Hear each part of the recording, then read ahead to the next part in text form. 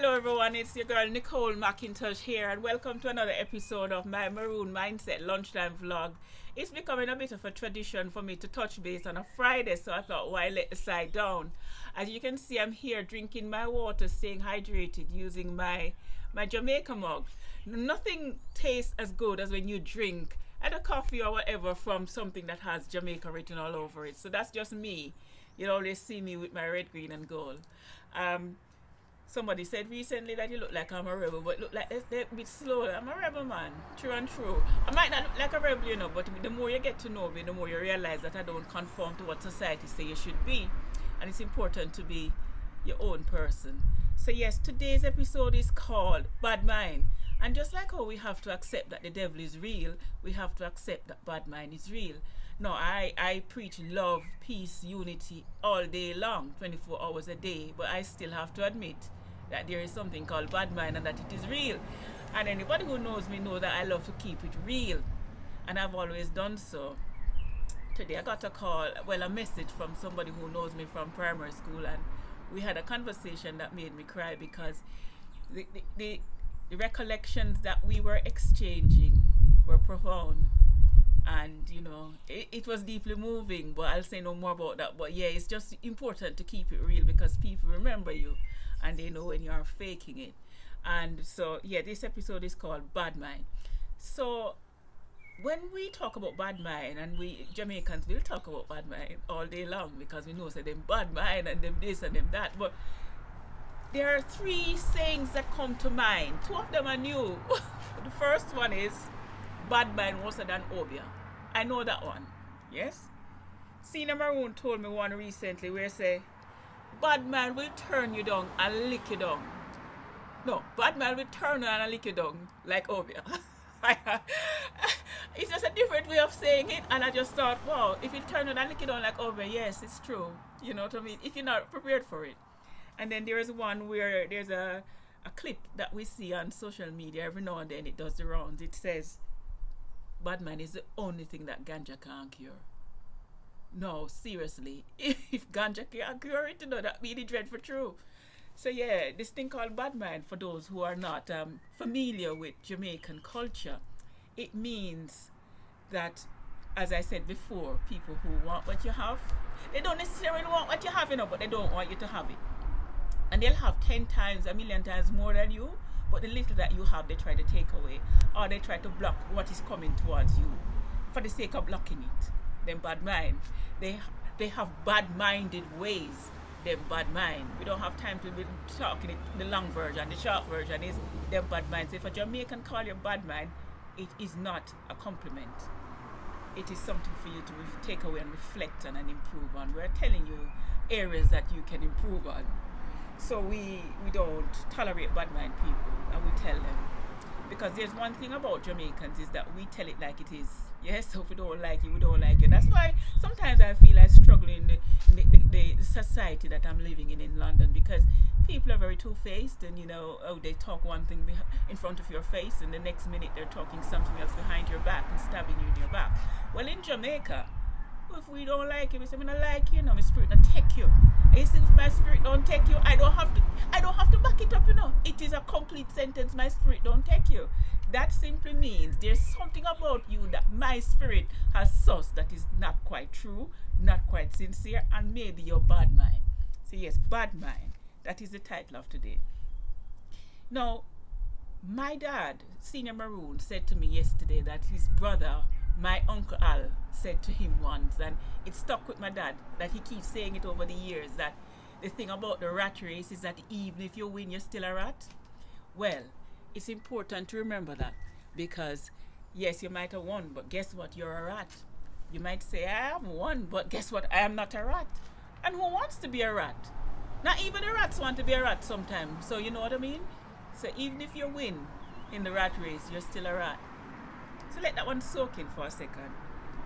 There's corruption everywhere, and these bad mind people, they transcend all cultures, they transcend all societies, all professions.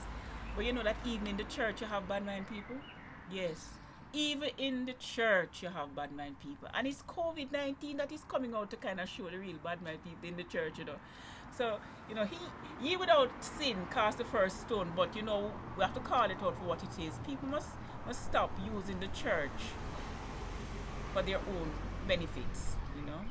I see church as somewhere where sinners go to wash. It's not. It is a hospital for sinners. It's not a social club for the righteous. Yes. So yeah, even in the church there is corruption, but you need people who are self-titled rebels, or other people see them as rebels. We call them antagonists. People who are not afraid to agitate. When you agitate, you kind of shake up the status quo. When I was going to primary school, I remember earlier on people talked about pretty dons, and I never wanted to be pretty because I made up my mind that I wanted to be bright. I thought you had to choose. I didn't know that you could be both, attractive and sensible. And so it's over the years that I realized that actually, it was an injustice really to say pretty dons. There were some people who focused just on the outward appearance, but for me it was always about what was inside. And even to this day, I go for what's inside. Your character will shine through, and that makes you beautiful when you have a beautiful character. And a lot of the people who are so-called beautiful according to society standards, if you get to know them, you would run away. Yes, so this thing about corruption and calling out injustices as well, as a Maroon, that goes without saying. That's just standard for me. So yeah, always be prepared to serve. When you come across people who are so-called bad mind and so on, sometimes we need to kind of remember, as Senior Maroon said to me, that some of them wish they weren't bad mind.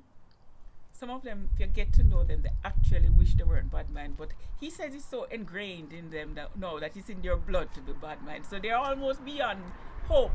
But we don't give up hope, because where there's life, there's hope. So we don't give up hope on them still. But just bear in mind that some of them don't actually want to be as bad-minded as they are. And in our little ways, we cannot go down to that level.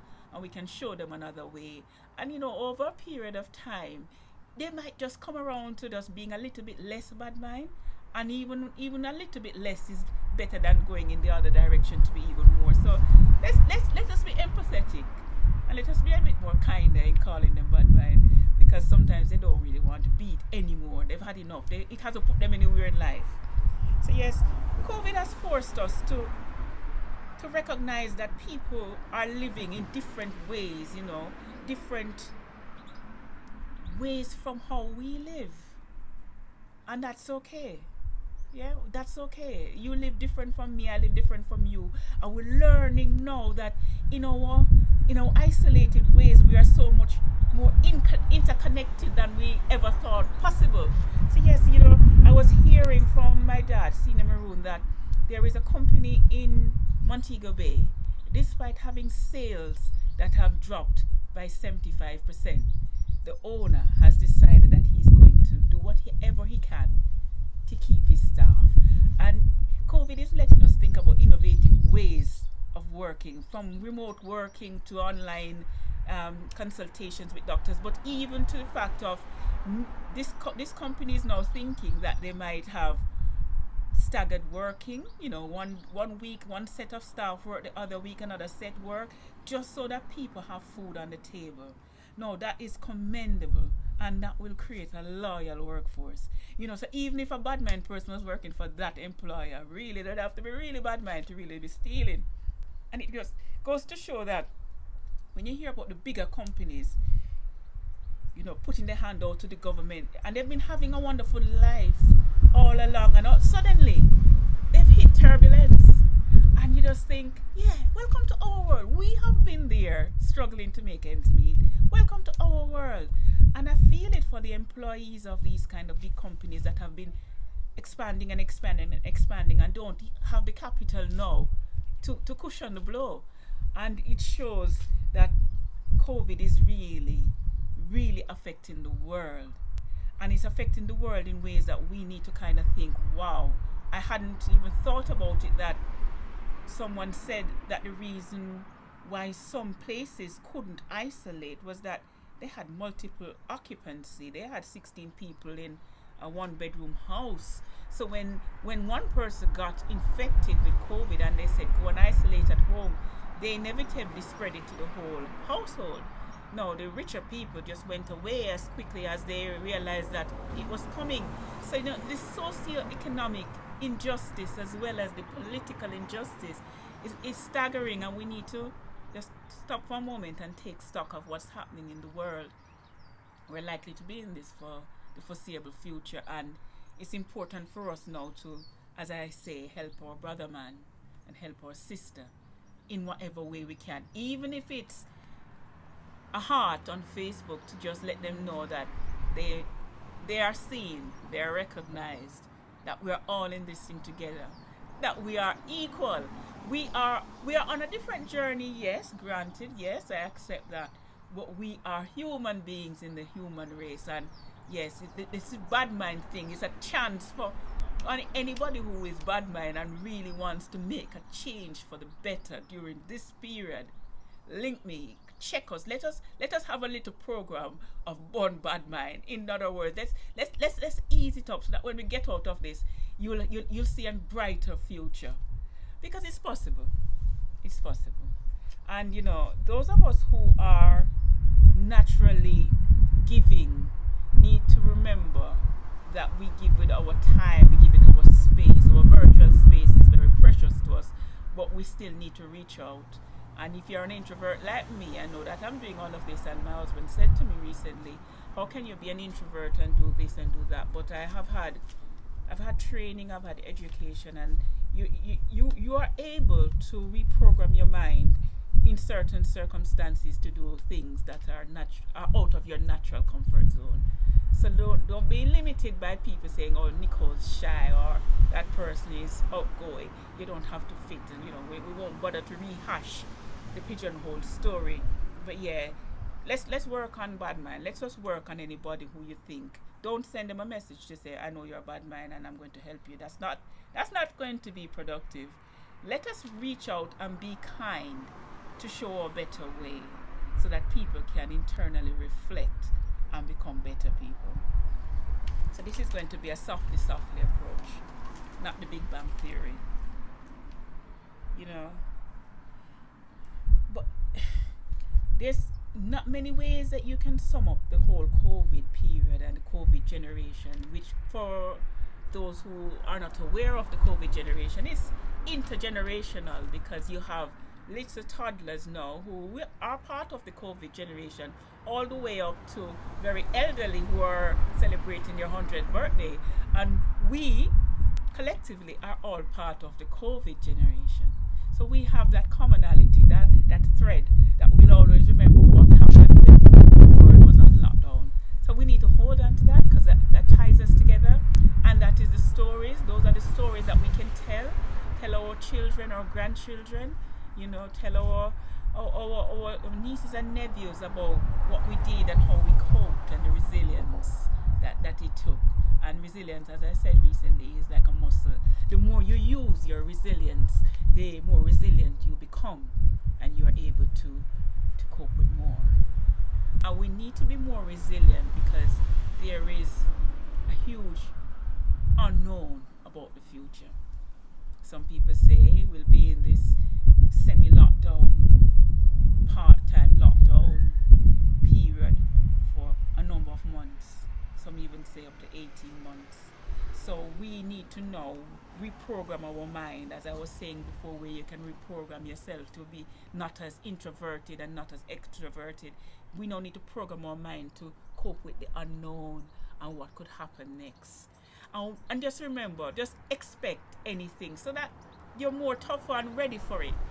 If it doesn't happen, it doesn't happen, but at least you have mentally and emotionally prepared yourself as much as you can, because you can't do it fully, but at least you've given it some thought about what would happen if I woke up and I looked at the news app and this is what happened. What would happen if? And that will help us with our psychological preparation and psychological coping as we hopefully get out of this in due time. So yes, it's not pretty at all. In fact, Senior Maroon said to me rather prophetically and profoundly last night, he dreaded and dread. Because he calls up every night and all he can say sometimes is, Nick, he dread. He dread. Even to me, who is 7, going to be 8 on the 4th of May, said, Granddad is calling, he dread. And he said to me, Nick, he dreaded and dread. You know, when you can see that in Brazil, for example, last night, they're struggling to bury the dead. In Ecuador, a few weeks ago, they were struggling to bury the dead. In Italy, they had to get stadiums ready for the dead. You know, even our own health workers are struggling. I know I'm going off topic, you know. I remember what the topic is. It's bad, man. But you know what? When you start talking about that, it makes you realize how much is happening and it's all intertwined. Because this is the good-minded people in this world, we'll have a job on our hands to help others out of this psychologically and mentally in every way to get out of this constantly being surrounded by talk of death and knowing people who have died and social media and all of that. So dreaded and dreadful true. So we keep bad mind people in our prayers. We really do. And when I mean this sincerely.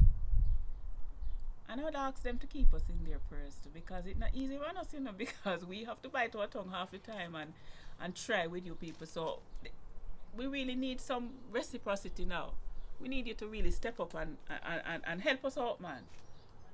So we pray for you and you pray for us, because you dreaded and dreadful true.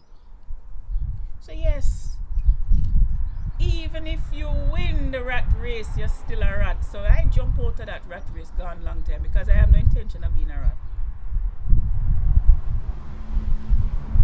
So let's build each other up, man. When you see somebody slipping, tell them privately. Don't blast them. A one-way conversation is powerful because people know you respect them. And they'll come back and tell you how they've improved. Privately. Keep the thing down. Keep it down. You know, why you want to embarrass people? What you have to achieve. People who do that are bad mind. So yeah, you know, Maroon Mindset Lunchtime vlogs, we talk about any and anything, all with under the umbrella topic of having that maroon mindset that you know, say, all when it dreaded and dread, we dreaded on it, you know. Yeah, we can cope with it. We just have to remember that we have to be resilient. So share what you need to share and be mindful of those who are not in the position that you are in. One of the worst things you can do is show off. I hate show off people. I hate people who lord it over people and go and let them have the best life. Because guess what? You know, it's tough out there. You dreaded and dread. And you can't tell me, say that your life's so damn perfect that you have it all sussed. Come on, man, be real with the people. It's coming like when people used to come from foreign and tell us in Jamaica that they can't, when they're traveling on the plane, they push out their hand and touch cloud. I used to believe that foolishness, you know. And push out their hand and touch cloud. Luckily, I was sensible by the time I traveled. I never opened the window and kill off everybody on the plane. But, you know, keep it real, man. Stop telling people foolishness. So, yeah, until next time, you know, you've been listening to Nicole McIntosh with the Maroon Mindset. Keeping it real. Soaking up the sun rays. Trying not to get sunburn. Having a bit of a cold, so I look a bit rough. So before anyone says, oh, Nicole, you're not looking as lovely as you did before, yes, it's alright, man. Maroons bounce back. We'll be looking back at our best in no time. So until next time, I'm off to get some work done. I am just on a lunch break. I'm working to get people to go back to the front line safely, while ensuring that patients in the UK, in London, North Central London, have the very best care when they need it most, and that we support families at a time that they need it most. So until next time, you've been listening to Nicole. Take care of yourself, keep safe, and we'll catch up next week. I'm now doing this weekly, so I'll see what my inspiration gives me for the next topic, and I'm open to suggestions. You know, if you think that there's a topic that you'd like to hear my views on, drop me a DM. I might consider it. I might not. I'm a maroon, so I'm unruly. So, but you can try. Good luck.